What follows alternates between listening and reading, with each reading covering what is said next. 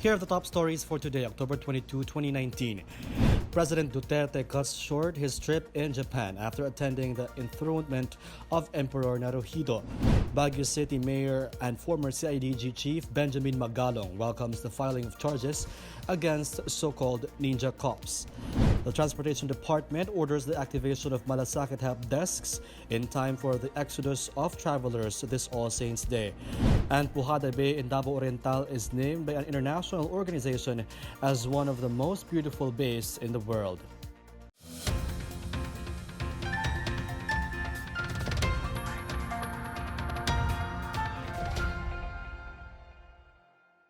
Good day, I'm Rom Dulfo. Welcome to the PNA Newsroom. Our top story, President Duterte has cut short his trip to Japan due to unbearable pain in his spinal column after a recent motorcycle accident. This was confirmed by presidential spokesperson Sal Panelo, who explained that the president has attended the enthronement rites of Emperor Naruhito on Tuesday, albeit carrying a cane to assist him in his walk. President Duterte, however, will be missing the Emperor's banquet at the Imperial Palace and has requested Mayor Sara Duterte to represent him. Panelo said the president will see his neurologist on Wednesday for consultation. President Duterte has arrived in Japan Tuesday morning to join other world leaders in attending the historic ceremony. Malacanang assures there is nothing to worry as regards the physical health and condition of the president as he gives serious priority in actively serving the country. Malacanang says President Duterte is supportive of the major revamp in the Philippine National Police to cleanse the agency of scalawag cops. This as PNP Officer in Charge Lieutenant General Archie Francisco Gamboa has implemented a major revamp in the PNP after getting a go signal from the National Police Commission. Presidential spokesperson Sal Panelo clarified that the president did not order or recommend a revamp but agreed with Gamboa's decision. He reiterates that the palace will not interfere with ongoing investigations on policemen who were allegedly involved in the reselling of seized illegal drugs in Pampanga 6 years ago. The president has yet to name his next PNP chief. PNP Officer in Charge Lieutenant General Archie Gamboa on Monday said 22 high-ranking officials included in a major revamp will undergo a 3-month probationary period. On Sunday, Gamboa ordered a revamp of PNP senior officials following the retirement of some senior officers as well as due to the order of President Duterte. He stressed that all leaders must take full responsibility for the implementation of all law enforcement campaigns and each one will strictly be held accountable on what his or her unit does or fails to do. While the recent controversy involving the PNP has shaken the institution at its core, Gamboa assures that the PNP remains on track with renewed vigor to reform itself into the ideal shape to fight crime, illegal drugs, and corruption. He adds, all PNP personnel must not tolerate lawlessness or disorder and must be tough against criminals without fear or favor. Meanwhile, Mayor Benjamin Magalong on Monday welcomed the filing of charges against policemen allegedly involved in the reselling of seized illegal drugs in Pampanga 6 years ago. Magalong, who was a former CIDG chief, identified the cops and police officials involved in the reselling of illegal drugs in an executive hearing at the Senate last month. Former PNP Chief General Oscar Albayalde, who has been included in the complaint, resigned from his post amid the allegations ahead of his retirement on November 8. Magalong said the filing of charges against Albayalde is just proper because he needs to answer for it. Student leaders from Luzon convened to support the government's campaign against communist insurgency. More on this and other news around the metro from Teresa Montemayor. Student leaders from 20 state universities in Metro Manila, Cavite, Batangas, and Pampanga convened during the launching of the first Supreme Student Council Society of the Philippines on Saturday. The initiative is in support of the government's campaign against communist insurgency. The Philippine Air Force Civil Military Operations initiated the program in partnership with the National Youth Commission, SHED, and TESDA in support of the National Task Force to End Local Communist Armed Conflict. PCU Student Council President Brian Aris Bolante lauded the campaign, saying this is a mind-opener to every student leader coming from different schools. In other news, the Presidential Task Force on Media Security, or PTFOMS, condemned the killing of Jupiter Gonzalez, a columnist for tabloid Remate. Gonzalez and the male companion, identified as Christopher Tiongson, were on board a Nissan Almera when they were shot by unidentified men along Olongapo-Gapan Road at Barangay Kakutud in Araya Town around 10:30 p.m. on Sunday. Tiongson died on the spot while Gonzalez was immediately rushed to Arayat District Hospital but was pronounced dead on arrival. Gonzalez was known for being a staunch critic of illegal gambling proliferating in local carnivals. The PTFOMS said any form of media violence is presumed work-related until further investigation proves otherwise. Meanwhile, job opportunities may soon be available for Filipino workers in southern Central Europe. According to Labor Secretary Silvestre Bello III, Slovenia is seeking the Philippines' approval for the deployment of between 2,000 to 5,000 skilled and semi-skilled laborers to supplement their workforce. Among the jobs that will be offered include healthcare workers, nurses, engineers, truck drivers, heavy machine and equipment operators, household services, and other industries for a minimum wage of about $1,000. For the PNA Newsroom, I'm Teresa Montemayor. Still to come, the DOTR orders the activation of Malasakit help desks in time for the exodus of travelers this All Saints Day. 26 NPA rebels from the Dumaga tribe surrender to authorities. These and more when we return.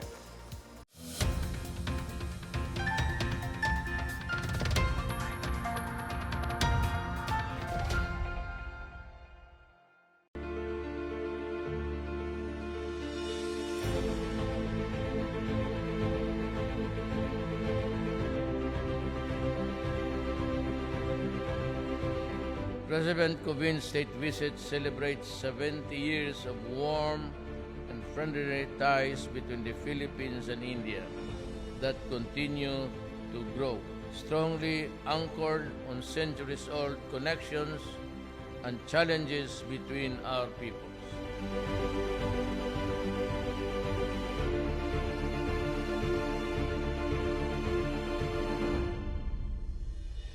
Our relations have grown from strength to strength. We have a strong cooperation in political, defense and security, counter-terrorism, trade and investment, as well as in agriculture, science and technology and health fields.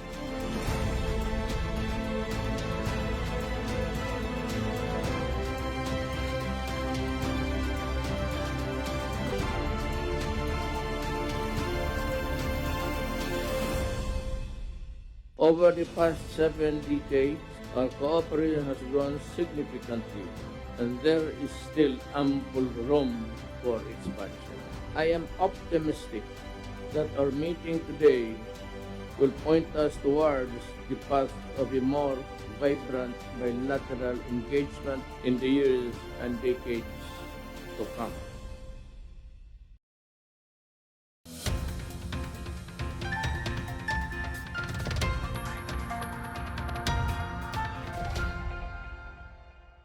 The Transportation Department has ordered an intensified activation of Malasakit help desks at all transport hubs nationwide to keep the public safe during their annual journey to the provinces for All Saints Day and All Souls Day.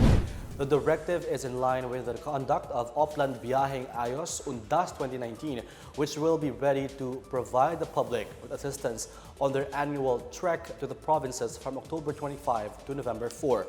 The assistance will range from handling the transport-related inquiries, complaints, and requests for assistance such as TNVS or taxi booking, facilitating refund of terminal fees, providing attestation of the cause of trip cancellation or delays, delivering emergency medical aid, to accepting reports of possible security threats, among others. Malasakit help kits will also be distributed especially to pregnant women, women with children, the elderly, and persons with disabilities. The Labor Department has allotted an initial amount of 100 million pesos for the implementation of its Integrated Livelihood and Emergency Program for former Moro rebels. This after DOLE and the Office of the Presidential Advisor on the Peace Process partnered to assist former rebels to transition into civilian lives. Labor Secretary Silvestre Bello III said the livelihood program is popularly known as Tulong Panghanap Buhay sa Ating Disadvantaged Displaced Workers or TUPAD. Bello said the partnership aims to support the Duterte administration's agenda of just and lasting peace in Mindanao by providing sustainable livelihood and employment opportunities, which are seen as the best solution to end violent extremism. OPAP Secretary Carlito Galvez Jr. said about 5,000 MILF combatants have already been decommissioned. They are targeting 12,000 this 2019. Agriculture Secretary William Dar on Monday welcomed the signing of the Implementing Rules and Regulations, or IRR, of Republic Act No. 113211, or the Sagip-Saka Act. Dar thanked the authors of RA 113211 as this can concretize and support the new programs of the Department of Agriculture. Dar said the IRR will help in broadening interventions such as the bagsakan and tooling of packaging centers.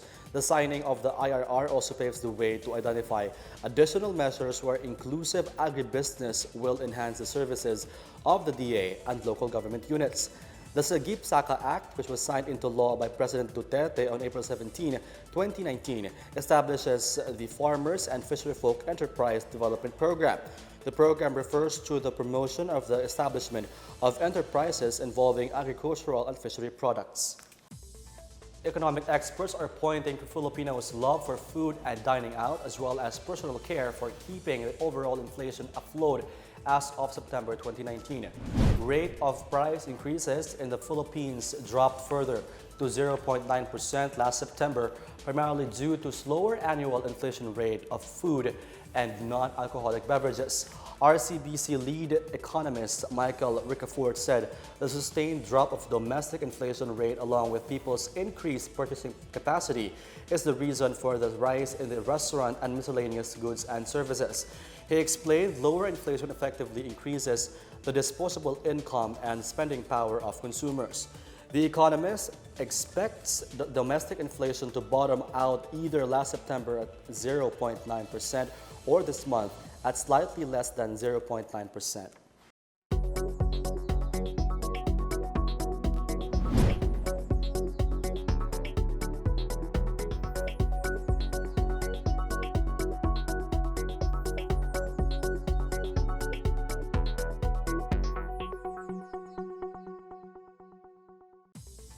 Over 300 farmers in Agusan del Sur has received cash aid to help them cope with the drop of palay prices this year. More on this and other news from the provinces from Ruth Abby Gita Carlos. Rice farmers in Agusan del Sur received cash assistance by the Department of Agriculture and the Land Bank of the Philippines. A total of 332 rice farmers received cash loan worth 15,000 pesos or totaling 4.9 million pesos under its expanded Survival and Recovery Assistance for Rice Farmers or SureAid program. SureAid was approved in August this year to provide loan assistance to rice farmers as immediate relief from the impact of lower palay prices. Meanwhile, the League of Cities of the Philippines has paid tribute to the late Senate President Aquilino Pimentel Jr., who was known as the father of the local government code. Bacolod City Mayor Evelio Leonardia, National President of the LCP, hailed Pimentel for his fight for local autonomy and to provide LGUs the much-needed increase in their share in the internal revenue allotment. The LCP vowed to keep Pimentel's legacy alive by espousing good local governance and pursuing a more ideal local governance framework for the country. In other news, some 26 former members of the New People's Army belonging to the Dumagat tribe surrendered to authorities last week. The Police Regional Office Calabarzon said the rebels were members of the NPA Sub-Regional Military Area operating in the provinces of Rizal, Quezon, and Laguna. It said the mass surrender of the rebels is the result of efforts of the Regional Task Force to end local communist armed conflict. For the PNA Newsroom, I'm Ruth Abby Gita Carlos. Up next, U.S. Coast Guard Chief Carl Schultz assures his continued support for the Philippine Coast Guard.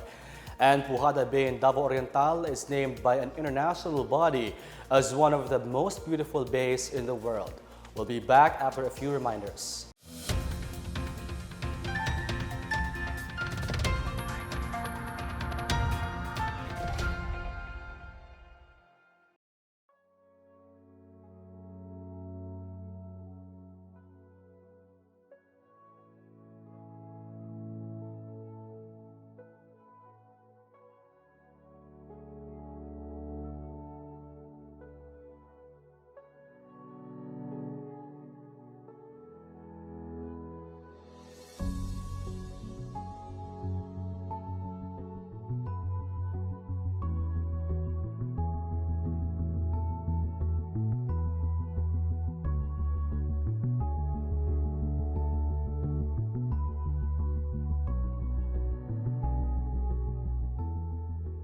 The time that to remember their names one by one, and I can remember the time how they fought. So this is the way that being a commander, really trying to remember everybody, remember every names who have sacrificed for the liberation of Marawi. And this is the only way that we can show to the people that we will always remember them and we will not forget.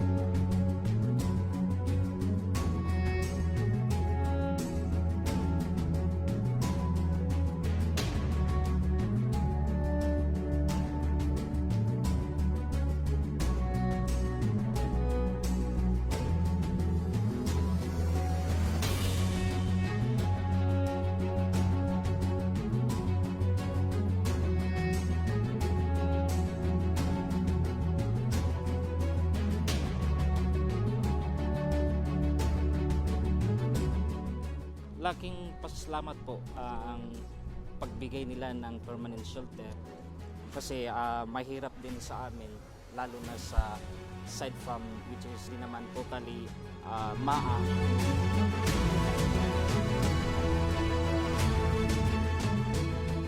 Itong project na to is yan ang pinakahihintay namin talaga na tulong sa amin actually. Kasi shelter yan, package yan na shelter, permanent shelter at saka livelihood. So kung yun na nga, we will start our livelihood inshallah kung nahulog na ang budget namin sa bangko para sa aming cooperative.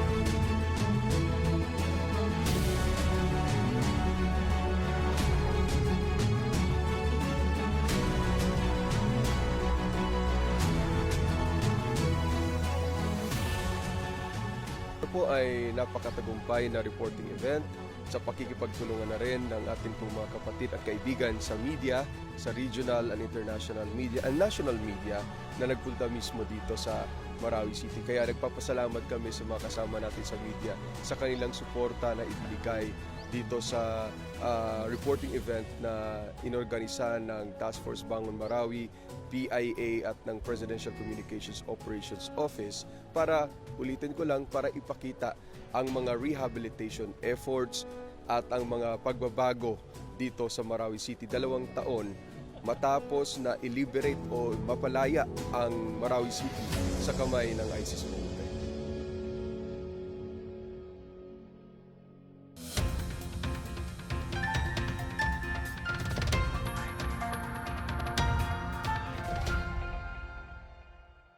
The Philippine Coast Guard on Monday welcomed U.S. Coast Guard Commandant Admiral Carl Schultz, who assured the continued support for the PCG. The Philippine and U.S. Coast Guards held discussions on further support of the U.S. on the training and development of the PCG and the exchange of expertise on law enforcement.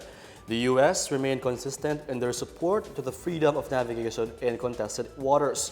Schultz also went to the National Coast Watch Center to discuss current activities of the Maritime Agency. Earlier Sunday, Schultz visited the Leyte Landing Memorial Park to celebrate the 75th anniversary of U.S. General Douglas MacArthur's famous landing on Leyte Beach. On Saturday, Schultz visited the USCG cutter Stratton, which is currently in Puerto Princesa City, for the maritime drill Sama Sama. Other participants during the activity included the Philippine Navy, U.S. Navy, and the Japan Maritime Self-Defense Force. The Agency for Cultural Affairs in Japan has staged at Tokyo's Haneda Airport the latest exhibition in the Japan Media Arts Distributed Museum project.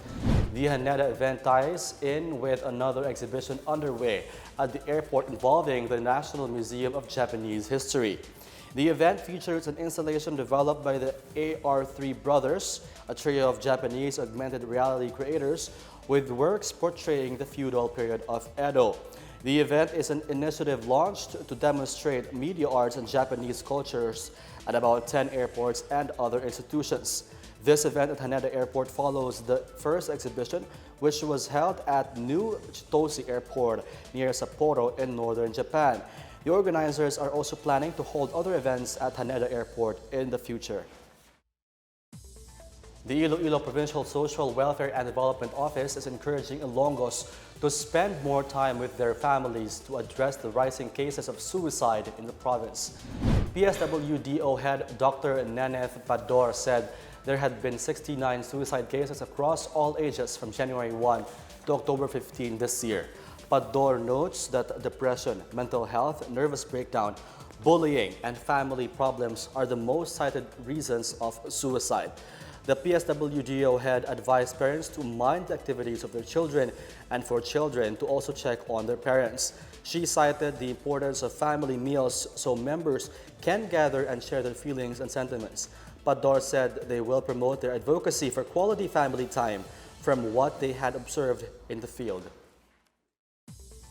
An international body has named Pujada Bay in Amati City, Davao Oriental as one of the most beautiful bays in the world.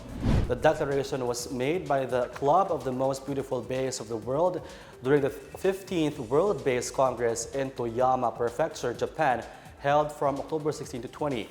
Governor Nelson Dayanghirang welcomed the development, saying it would further boost the status of Davao Oriental's world-class tourist destinations.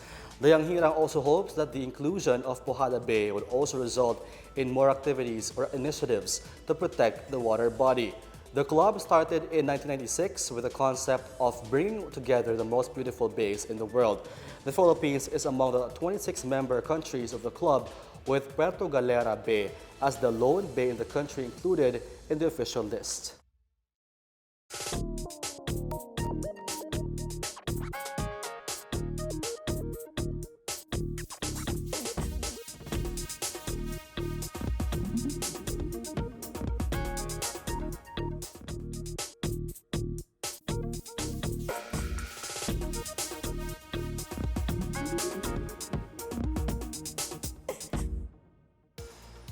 Let's take another look at today's biggest stories.